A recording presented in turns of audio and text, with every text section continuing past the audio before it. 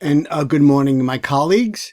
And I'd like to wish everyone a very happy Thanksgiving and a safe one. And please all have an enjoyable time with your families, but be safe in all aspects.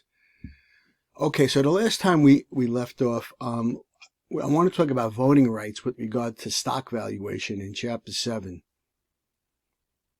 So, since you're an owner, each share of common stock entitles you to one vote in the election.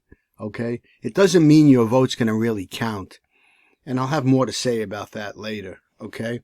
Because sometimes you don't have really the power you think you have. So most stockholders do not attend the annual meeting, so you get mailed what's called a proxy statement, and you sign agreeing to items that have to be voted on, and you transfer your vote to another party. So the SEC, is in charge of making sure that the proxies are controlled and they're not being solicited on false or misleading information. And this is, an important topic here, right? You want to make sure that, everything is on the up and up, right? And this is an important group to know about, the Securities and Exchange Commission. Occasionally, when the firm is widely owned, outsiders may wage a proxy battle, right? And the proxy battle is they're not happy with something going on in the company, and they want to unseat the existing management, and they want to gain control of the firm. So if you click on proxy battle, the attempt by a non-management group to gain control of the management of a firm by soliciting a sufficient number of proxy votes. Okay? So you can see here, it's interesting. Historically, the odds of an outside group winning a proxy battle are pretty slim. Okay, and from what I remember in the years, not many ever get one. So Carl Icahn, who's a famous investor, he's gotten seats on boards of directors using proxy fights. He's one of the people who have had a good success with that. So another way to gain control is to just make proposals that may be voted on at a shareholder meeting. So there's the statistics on how basically these proposals, were successful.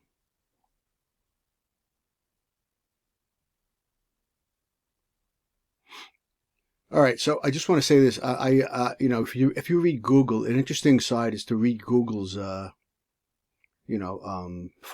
statement of income statement and their annual, shareholder statements, and they have the super voting shares, so they have the majority. So what happens is, no matter how many shares the outside public has, I believe Google has 51% of the shares internally. So you can't overrule anything that Google does. Okay? So you can see shares are divided into different classes, right?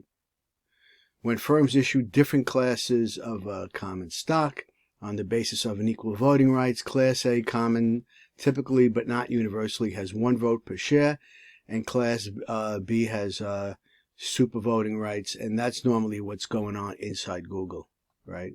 And it's interesting to read that.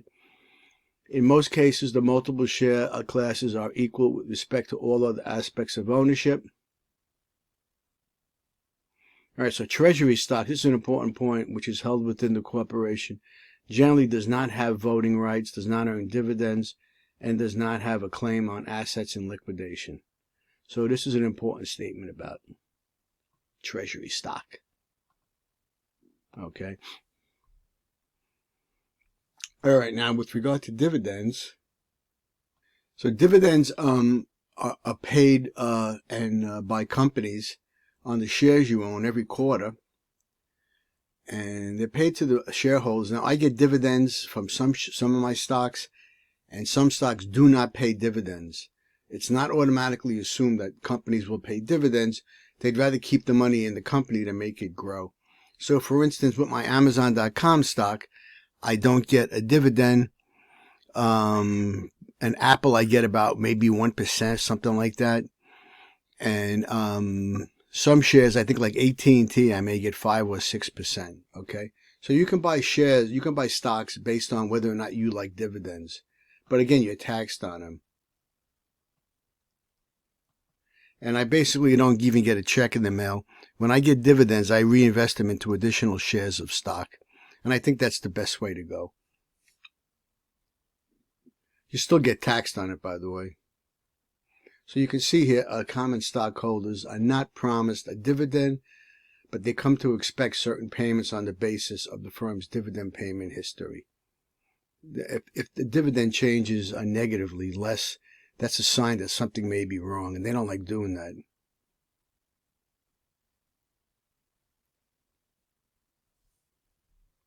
All right, so the passage of the Jobs and Growth Tax Relief Act of 2003, many firms now pay larger dividends to shareholders who are subject to a maximum tax rate of 20% on dividends.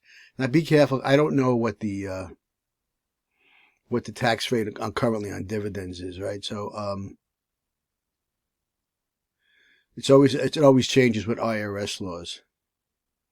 So it's important, you can Google and find out what the current tax rate on dividends are.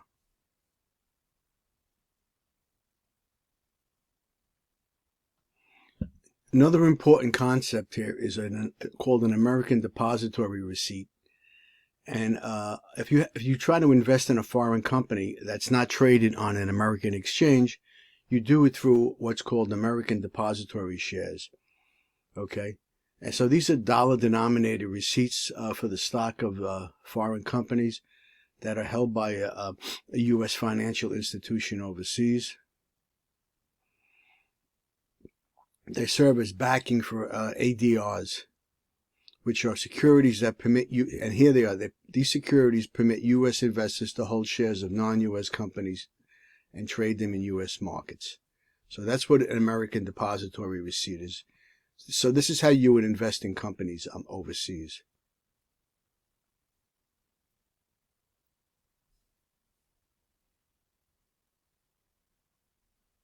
All right, so we talked about common stock, and now we kind of have to talk about preferred stock. So again, the way if the company goes belly up, right, if the company should be in trouble and go into default, bondholders get paid first, and then the preferred stock holders get paid, such the name preferred, and then the common stockholders get paid last. But most corporations won't issue, it's hard. You have to see if you're interested in preferred stock, if a company will issue it, all right? Most will just issue common shares. So you see what it says here. Preferred stocks give its holders privileges that make them senior to common shareholders. Preferred stockholders are promised a fixed periodic, and this is the difference. It's almost like a bond. It's kind of called a hybrid sometimes. A fixed periodic dividend stated either as a percentage or as a dollar amount. Okay. So, and there's a couple terms here, whether it's par value preferred stock, and it'll have a stated face value, and no par preferred stock has no stated face value. So there's a lot of ways it'll be specified. And as usual with dividends, preferred dividends are not tax deductible for the firm that pays them. All right. So right here, they kind of go through the rights of preferred stockholders. And you could see the important point I made before.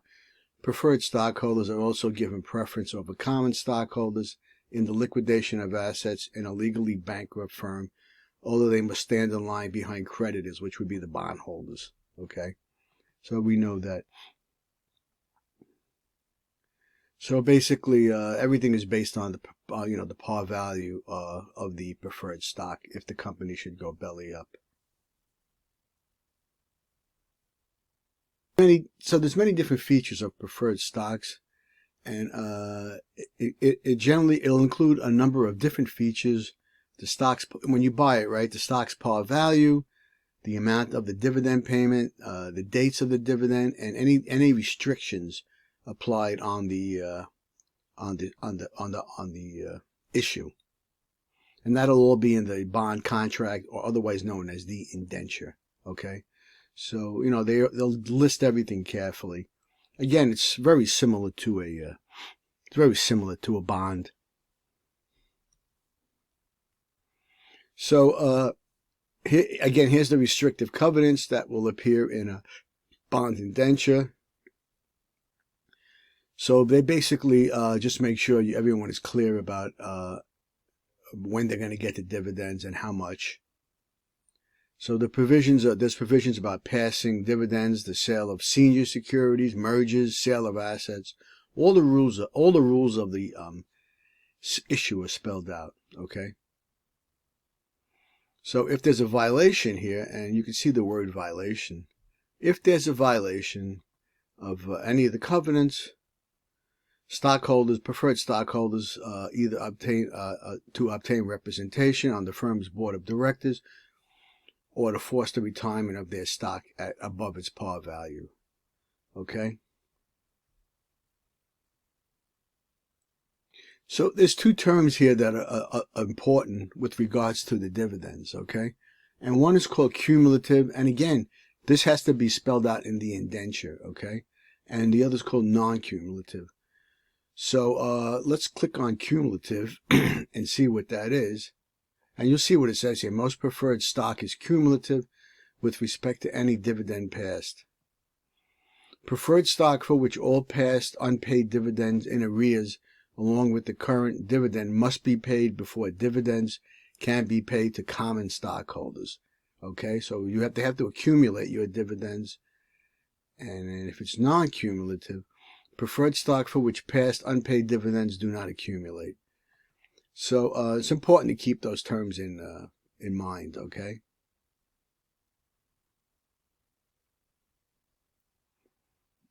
So he says, in this case, only the current dividend must be paid before dividends can be paid to common stockholders.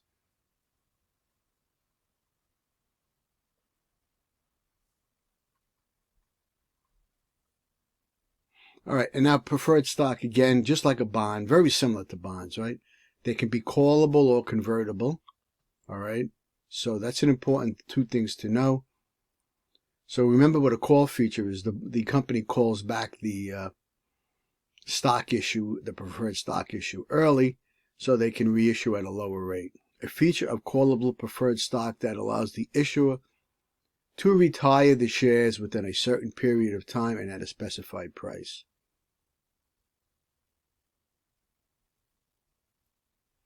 And preferred stock can have a conversion feature, an option that is included as part of a bond or a preferred stock issue and allows its holders to change the security into a stated number of common stock.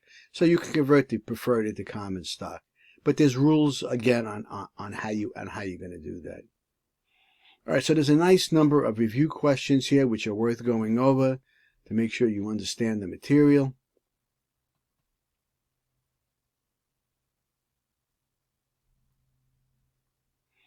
All right, so we're going to start looking at now, the way we did with a bond, we looked at how you value a share of a bond. Now we got to look at common stock and understand how we should evaluate the price of a share of common stock. So common stockholders expect rewards through periodic cash flows such as dividends, right, cash dividends, or an increasing share value. And it's important to understand an increasing share value is referred to as what? A capital gain, okay? So you want a capital gain there, okay? Some investors decide which stocks to buy and sell based on a strategy to hold a broadly diversification with stocks is very, very important, right? Very, very, very important. All right, and some use, speculate. So So these investors try to spot companies whose shares are misvalued, meaning that the true value of the shares is different from the current market price. And you saw that with Tesla these days, right? Tesla is shooting up to the moon these days, right? All right, these investors buy shares they believe to be undervalued. And that's an important term. And then they sell shares they think are overvalued.